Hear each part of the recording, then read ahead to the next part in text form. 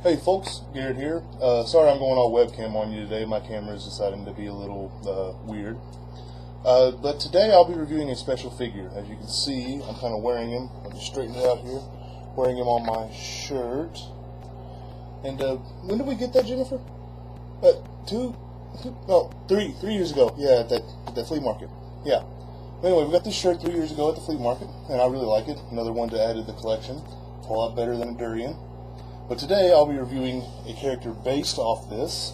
We have Classics Grimlock. So let's go ahead and get to it. Alright, and here we have the figure of Classics Grimlock. See, he looks very ferocious, raw. And I also like how his arms, his little forearms here are ball jointed, and they can almost do like a little menacing finger rub there.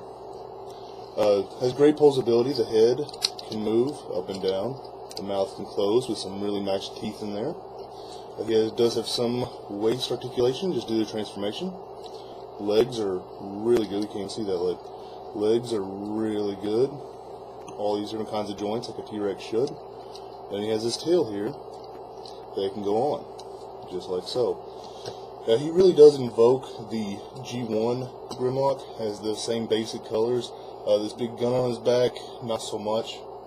Also has a rub symbol on this side that if I can get it to go off, my hands are not usually as warm as the wifey's are. But there we go. Now his transformation is a little weird, so if I get it wrong I do apologize, but let's go ahead and get to it. First thing we're going to do is we're going to take this big gun off his back, which I like how it has a big blade on there. We'll discuss that later. Next, we'll just go ahead and move this out of the way just a little bit. And then we'll pull the whole tail off, just like so. Set that off to the side, and there we go. This is what we have left.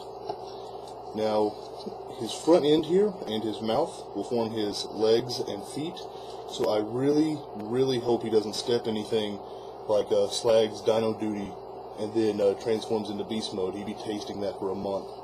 But anyway, you just grab him up here, kind of straighten that out. You can go ahead and pull his head up, pull his jaw back, just like so. See, so if he stepped in some doo-doo, he would get it all up in his throat and everything else. And then you just take him like so, and split him and pop his leg off. I'm going to just put that right back on. Mine is a little loose. Got mine in a yard sale. I think same yard sale where I got this, isn't it? Yeah. Alright.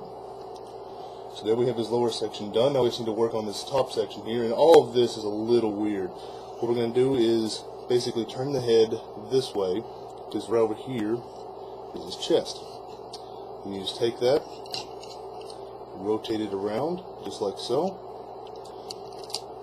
maneuver it over, and then you're going to take the arms and hinge them up. If I can get it to go right. Sorry, wrong way. You're actually going to hinge them towards the back.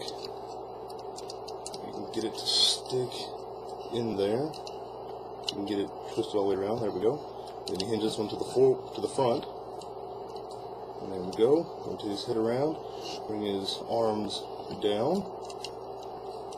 Rotate them around at their bicep swivel. And then you just fold the entire foot back. Actually, I had him right the first time. You just fold the entire foot back to reveal his fist. Do the same over here. Fold the whole foot back against his forearm, which is actually very puny. Very, very puny forearm. But anyway. Then you go around to the back just to kind of finish him off. Take this gray bit here. Kind of bring it up. And then you take this black bit up here. Fold it down. And then just to finish him off, you take these black bits around his face. And fold them down. And there we have Grimlock. And after a little bit of fiddling, just to get everything back together, here we have Classics Grimlock in robot mode. Not bad. Not bad. Again, really invokes the Grimlock from G1. Has a very nice head scope on there with a visor. As far as articulation goes, he has a huge elbow joint right up here, or sorry, shoulder joint, which you can see. Right there. You can also go forward and back with the elbow. Has a nice elbow there, but again, very, very short forearms.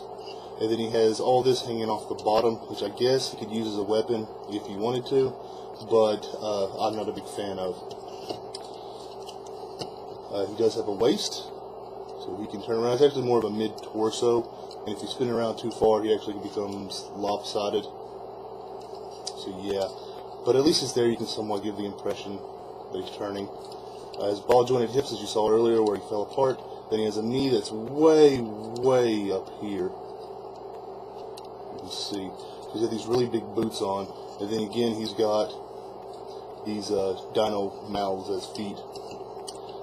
Alright, now he does come with some accessories. First off, we have his gun blade off his back, which is a firing missile. I don't want to lose it. We'll go ahead and stick that in his hand, just like so. And then his tail actually forms into a whip-like weapon. You can actually just fold this up inside of there, and that peg becomes what he holds it with. Just like that. And then you can actually simulate that the whip is actually going back and forth. There's 4 different joints in there. And you can move it around as I drop Grimlock. But I was able to catch him, so here we go. And here we have Grimlock fully weaponed up and ready for a battle. Now I do like him. He's a nice addition. He's a nice homage to Grimlock. His transformation is a little iffy. He has great detail though, even on the inside of his shoulders there. All this kind of black vents going on inside of there. Has that red thing on his chest, which I just absolutely love. He's not for everybody. He won't be for everybody. But I would recommend him. But again, here is Classics Grimlock. I want to thank you all for watching, and I'll talk to you later.